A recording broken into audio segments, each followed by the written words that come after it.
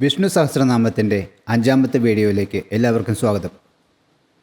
ഇന്ന് നമ്മൾ 21 മുതൽ 25 വരെയുള്ള ശ്ലോകങ്ങളാണ് കാണുവാൻ പോകുന്നത്. 21-ാം ശ്ലോകം. മരീചിർദമനോ ഹംസ സുപർണോ ഭുജഗോത്തമ ഹിരണ്യനാഭസുതപാഹ പത്മനാഭ പ്രജാപതി. 9 നാമങ്ങളാണ് ഇവിടെ വരുന്നത്. മരീചി, ദമന, ഹംസ, സുപർണ, ഭുജഗോത്തമ, ഹിരണ്യനാഭ, സുതപാഹ, പത്മനാഭ, പ്രജാപതി എന്നീ 9 നാമങ്ങൾ. മരീചി. മരീചി എന്നാൽ തേജസ്. തേജസ്വികളിൽ വച്ച് തേജസ്വിയാണ് മഹാവിഷ്ണു എന്ന് ഇതുകൊണ്ട് അർത്ഥമാക്കുന്നു. ദമന. ദമനം ചെയ്യുന്നവൻ, അടക്കി നിർത്തുന്നവൻ എന്നൊക്കെ ഈ നാമം കൊണ്ട് മഹാവിഷ്ണുവിനെ വിശേഷിപ്പിക്കുന്നു. ഹംസ. ഹൻ എന്ന ശബ്ദത്തിന് ഗമിക്കുക, ഹനിക്കുക എന്നൊക്കെ അർത്ഥം കാണാം. സർവ്വ ശരീരങ്ങളിലും ഗമിക്കുന്നവൻ, സഞ്ചരിക്കുന്നവൻ എന്ന് അർത്ഥം പറയാം. സംസാരഭയത്തെ, അതായത് ജനന മരണഭയത്തെ ഹനിക്കുന്നവനെന്നും വിശേഷിപ്പിക്കാം. സുപർണ. ധർമ്മത്തിൻ്റെയും അധർമ്മത്തിൻ്റെയും 2 ചിറകുകളോടുകൂടിയവൻ എന്ന് ഈ നാമത്തിന് അർത്ഥം പറയാം. വലിയ ഒരു പക്ഷിയെയാണ് സുപർണ എന്ന നാമം കൊണ്ട് അർത്ഥമാക്കുന്നത്. ഇവിടെ ഗരുഡനെയാണ് ഉദ്ദേശിക്കുന്നത്. മഹാവിഷ്ണുവിൻ്റെ വാഹനമാണല്ലോ ഗരുഡൻ. ഭുജഗോത്തമ. ഭുജം കൊണ്ട് ഗമിക്കുന്നവനാണ് ഭുജകൻ, അതായത് പാമ്പ്, സർപ്പം എന്നൊക്കെ അർത്ഥം. അവരിൽ ഉത്തമൻ, അതായത് അനന്തൻ, വാസുകി എന്നിവർ. ഭഗവാന്റെ വിശ്വരൂപ ദർശനത്തിൽ അനന്തശ്ചാപി നാഗാനാം സർപ്പാണാമപി വാസുകി എന്നാണ് പറഞ്ഞിരിക്കുന്നത്. വിഷ്ണുവിനെ ഇവിടെ അനന്തനോടും വാസുകിയോടും ഉപമിച്ചിരിക്കുന്നു. ഹിരണ്യനാഭ. സ്വർണം പോലെ മംഗളകരമായ നാഭിയോടുകൂടിയവൻ എന്ന് ഇവിടെ വിഷ്ണുവിനെ വിശേഷിപ്പിക്കുന്നു. ഹിതകരവും രമണീയവുമായ നാഭിയോടുകൂടിയവനെന്നും പറയാം. സുതപാ. ശ്രേഷ്ഠമായ തപസ്സനുഷ്ഠിക്കുന്നവനെന്നാണ് ഈ നാമത്തിന് അർത്ഥം. ബദരികാശ്രമത്തിൽ നരനാരായണന്മാരുടെ രൂപത്തിൽ ശോഭനമായ തപസ്സനുഷ്ഠിക്കുന്നവനാണ് വിഷ്ണു എന്ന് പറയുന്നു. പത്മനാഭ. പത്മം പോലെ മനോഹരവും വൃത്താകൃതിയുമായ നാഭിയുള്ളവൻ. എല്ലാവരുടെയും ഹൃദയമാകുന്ന പത്മത്തിൻ്റെ നാഭിയിൽ, അതായത് മധ്യത്തിൽ സ്ഥിതി ചെയ്യുന്നവൻ.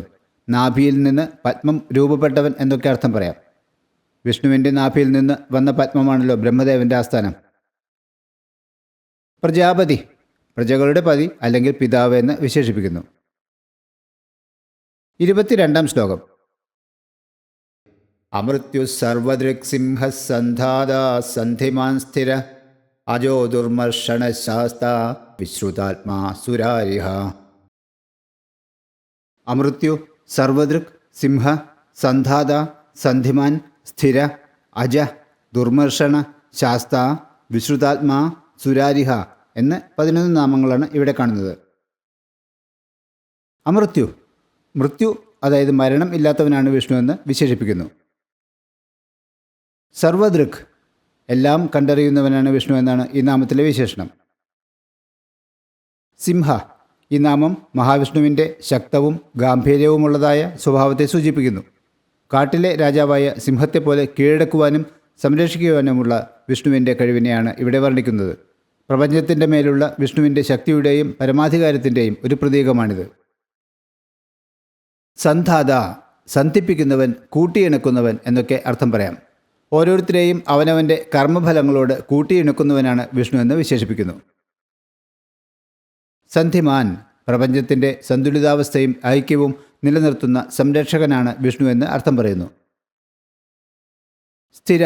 പ്രകൃതി കൊണ്ടും പ്രവൃത്തി കൊണ്ടും ഇളക്കമില്ലാത്തവൻ, സ്ഥിരതയുള്ളവനെന്ന് ഈ നാമത്തിന് അർത്ഥം പറയുന്നു. അജ. ജനിച്ചിട്ടില്ലാത്തവൻ, എത്തേണ്ടിടത്തെല്ലാം എത്തുന്നവൻ എന്നൊക്കെ ഈ നാമത്തിൽ വിഷ്ണുവിനെ വിശേഷിപ്പിക്കുന്നു. ദുർമർഷണ. മൃഷ് എന്ന പദത്തിന് സഹിക്കുക, ക്ഷമിക്കുക എന്നൊക്കെ അർത്ഥം പറയാം. അധർമ്മികൾക്കും ദുർജനങ്ങൾക്കും അസഹ്യനായവനെന്ന് ഈ നാമത്തിൽ വിഷ്ണുവിനെ വിശേഷിപ്പിക്കുന്നു. ശാസ്ത. ശാസനം ചെയ്യുന്നവൻ, അനുശാസിക്കുന്നവൻ, ശരിയായ മാർഗദർശനത്തോടുകൂടി ഭരണം നടത്തുന്നവൻ എന്നൊക്കെ അർത്ഥം പറയാം. വിശ്രുതാത്മാ. പരമോന്നത ഗുണങ്ങളാൽ സുപ്രസിദ്ധമായ ആത്മാവാണ് വിഷ്ണു എന്ന് വിശേഷിപ്പിക്കുന്നു. സുരാരിഹ. സുരന്മാരുടെ, അതായത് ദേവന്മാരുടെ ശത്രുക്കളെ നശിപ്പിക്കുന്നവനാണ് വിഷ്ണു എന്ന് ഈ നാമം കൊണ്ട് അർത്ഥമാക്കുന്നു. 23-ാം ശ്ലോകം. ഗുരുർ ഗുരുതമോധാമ സത്യ സത്യപരാക്രമ നിമിഷോ നിമിഷസ്രഗ്വേ വാചസ്പതിരുദാരഥീ. ഗുരു, ഗുരുതമ, ധാമ, സത്യ, സത്യപരാക്രമ, നിമിഷ, അനിമിഷ, സർഗ്വി, വാചസ്പതി, ഉദാരധീ ഇവയാണ് ഈ ശ്ലോകത്തിലെ 9 നാമങ്ങൾ. ഗുരു നമ്മുടെ മനസ്സിലെ അജ്ഞാനത്തെയും അന്ധകാരത്തെയും അകറ്റി അറിവിൻ്റെ പ്രകാശം പരത്തുന്ന ആളാണ് ഗുരു എന്ന് നമുക്കറിയാം. മനസ്സിലെ മാലിന്യങ്ങളെ അകറ്റുന്നവൻ, സമസ്ത വിദ്യകളുടെയും ഉപദേഷ്ടാവ്, മാർഗദർശകൻ എന്നൊക്കെ ഗുരു എന്ന പദം കൊണ്ട് മഹാവിഷ്ണുവിനെ വിശേഷിപ്പിക്കുന്നു. ഗുരുതമ, ഗുരുക്കന്മാരിൽ ഉത്തമൻ, പരമഗുരു എന്ന് ഈ നാമത്തിന് അർത്ഥം വരുന്നു. ധാമ, ധാമം എന്നാൽ ഇരിപ്പിടം. എല്ലാ കർമ്മങ്ങളുടെയും ഇരിപ്പിടമാണ് മഹാവിഷ്ണു. സത്യ, മഹാവിഷ്ണു സത്യസ്വരൂപനാണ്, എന്നെന്നും നിലനിൽക്കുന്നവനാണ് എന്ന് വിശേഷിപ്പിക്കുന്നു. സത്യപരാക്രമ, സത്യത്തിനു വേണ്ടി പരാക്രമം പ്രകടമാക്കുന്നവൻ എന്ന് ഇവിടെ വിശേഷിപ്പിക്കുന്നു. നിമിഷ, കണ്ണു ചിമ്മുന്നവൻ എന്ന് അർത്ഥം പറയാം. യോഗനിദ്രയിൽ എല്ലായ്പ്പോഴും കണ്ണു ചിമ്മിയിരിക്കുന്നവനാണ് വിഷ്ണു എന്ന് പറയുന്നു. അനിമിഷ, നിമേഷം ഇല്ലാത്തവൻ, കണ്ണു ചിമ്മാതെ ഇരിക്കുന്നവൻ, സദാ ജാഗ്രതയോടെ ഇരിക്കുന്നവൻ എന്നൊക്കെ ഈ നാമം കൊണ്ട് അർത്ഥമാക്കുന്നു. വിഷ്ണു കണ്ണു ചിമ്മിയാലും മനസ്സ് എപ്പോഴും ഏകാഗ്രമായിരിക്കുന്നു എന്നാണ് ഇവിടെ ഉദ്ദേശിക്കുന്നത്. സ്രഗ്വി, സ്രഗ് എന്നാൽ പൂവ് കൊണ്ടുള്ള മാല. പഞ്ചഭൂതങ്ങളുടെ തന്മാത്ര രൂപമായ വൈജയന്തിമാല ധരിച്ചവനാണ് വിഷ്ണു എന്ന് ഇവിടെ പറയുന്നു. വാചസ്പതി, ഉദാരധീഹി, ഈ 2 നാമങ്ങൾ ഒന്നായി മനസ്സിലാക്കി ചൊല്ലണം. വാക്കിൻ്റെ, അതായത് വിദ്യയുടെ അധിപതിയാണ് വാചസ്പതി. ധീ എന്നാൽ ബുദ്ധി. ഉദാരമായ ബുദ്ധിയോടുകൂടിയ വാക്കിൻ്റെ അധിപതി എന്ന് വിഷ്ണുവിനെ ഈ നാമങ്ങളിൽ കൂടി വിശേഷിപ്പിക്കുന്നു.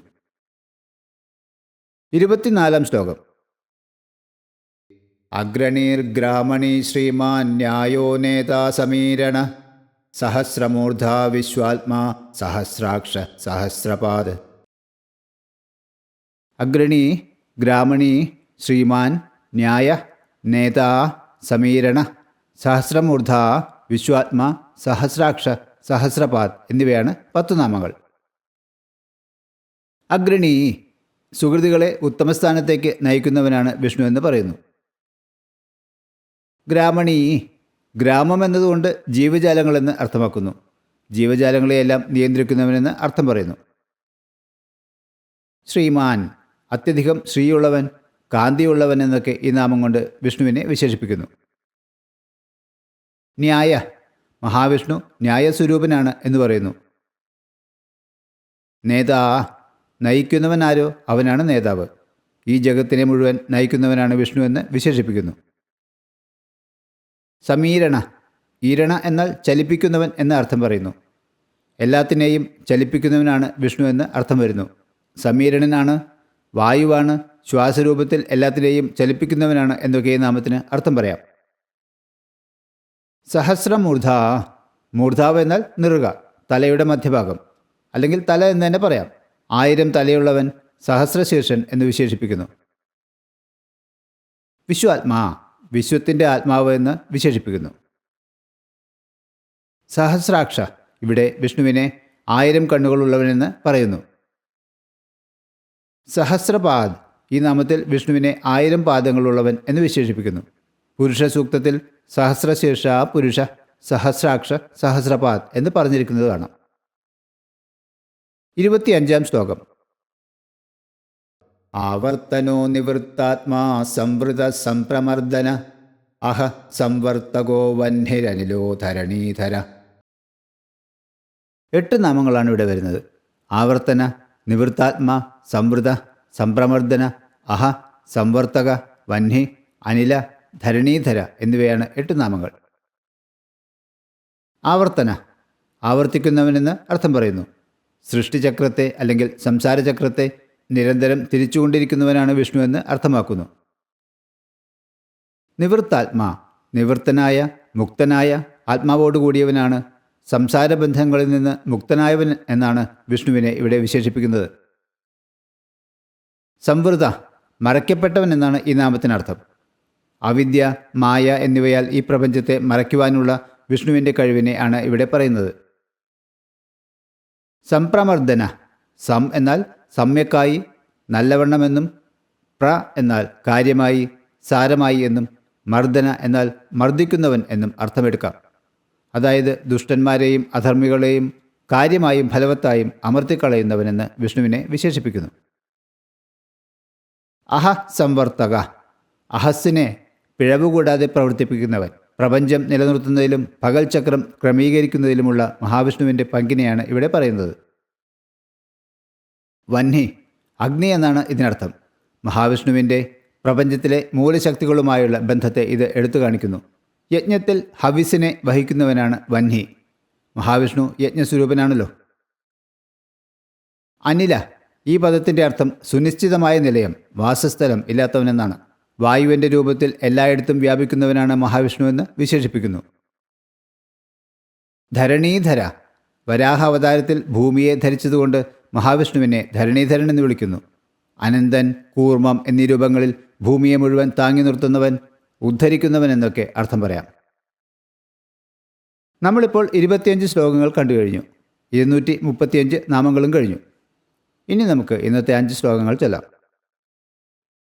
മരീചിർദമനോ ഹംസ സുപർണോ ഭുജഗോത്തമ ഹിരണ്യനാഭസുതപാഹ പത്മനാഭ പ്രജാപതി അമൃത്യു സർവദൃക്സിംഹ സന്ധാതാ സന്ധിമാൻ സ്ഥിര അജോ ദുർമർഷണശാസ്ത വിശ്രുതാത്മാ സുരാരിഹ ഗുരുർ ഗുരുതമോധാമ സത്യ സത്യപരാക്രമ നിമിഷോ നിമിഷസ്രഗ്വേ വാചസ്പതിരുദാരഥീ അഗ്രണീർഗ്രാമണീ ശ്രീമാൻ ന്യായോ നേതാ സമീരണ സഹസ്രമൂർധാ വിശ്വാത്മാ സഹസ്രാക്ഷ സഹസ്രപാദ ആവർത്തനോ നിവൃത്താത്മാ സംവൃത സംപ്രമർദ്ദന അഹ സംവർത്തകോ വഹ്നിരനിലോ ധരണീധര. അടുത്ത വീഡിയോയിൽ നമുക്ക് 26 മുതൽ 30 വരെയുള്ള ശ്ലോകങ്ങൾ മനസ്സിലാക്കാം.